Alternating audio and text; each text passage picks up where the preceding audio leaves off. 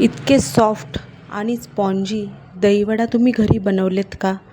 आज आपण perfect dahi vada recipe बघणार आहोत. त्यासाठी व्हिडिओ शेवटपर्यंत बघत राहा.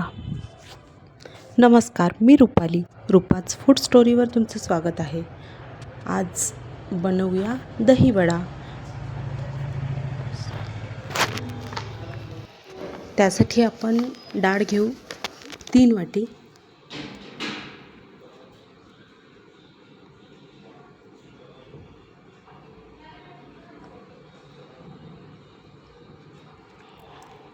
डाळ घेतली 3 वाटी. आता ही स्वच्छ धुवून घ्यायची. 2 ते 3 पाण्याने स्वच्छ धुवून घेतली आणि 5 ते 6 तास भिजत ठेवली. आता ही भिजली.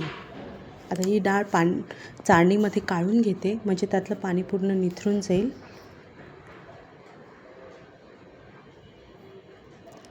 आणि आता मिक्सरमधून काढून घेते.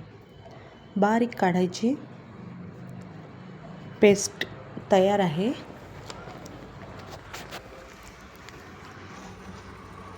आता ही छान फेटून घ्यायची, हलकी होईस्तोवर.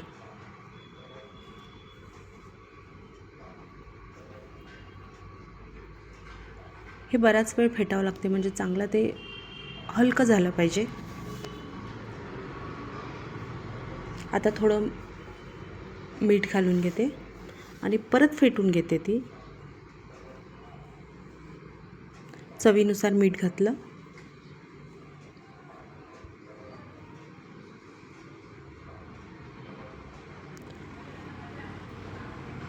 आणि ही एकाच दिशेने फेटून घेते.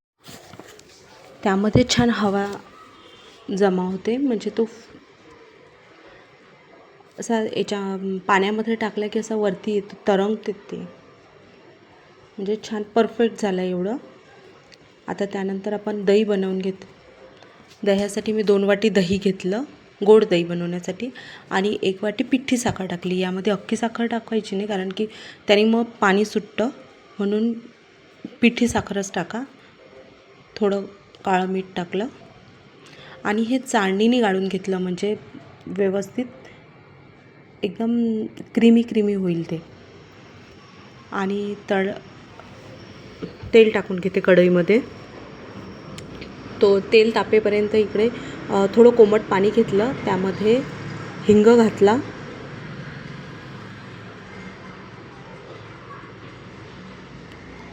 आणि मीठ.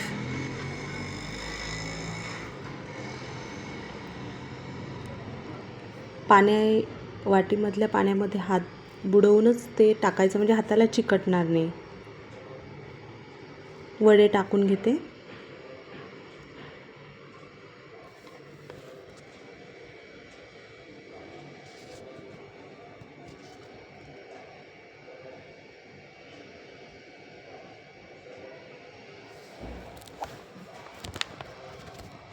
वडा हा गरम पाण्यात 5 मिनिटं ठेवा, त्यामुळं वडा कसा सॉफ्ट होईल.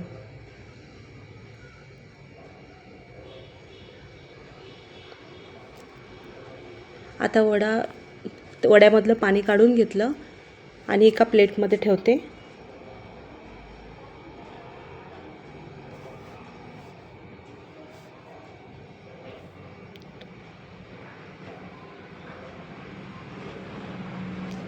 प्लेटमध्ये काढून घेतले. आता त्यावरती दही घालते. नंतर चिंचेची चटणी,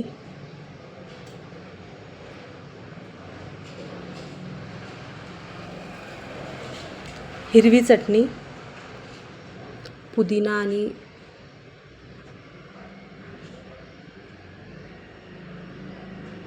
जिरपूड घातलं.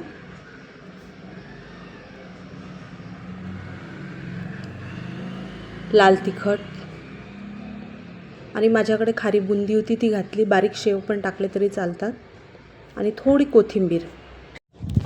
जर तुम्हाला ही रेसिपी आवडली असेल तर व्हिडिओला लाईक करा, चॅनलला सबस्क्राईब करा आणि बेल आयकॉन प्रेस करायला विसरू नका. अशाच इझी रेसिपीसाठी भेटत राहू. धन्यवाद.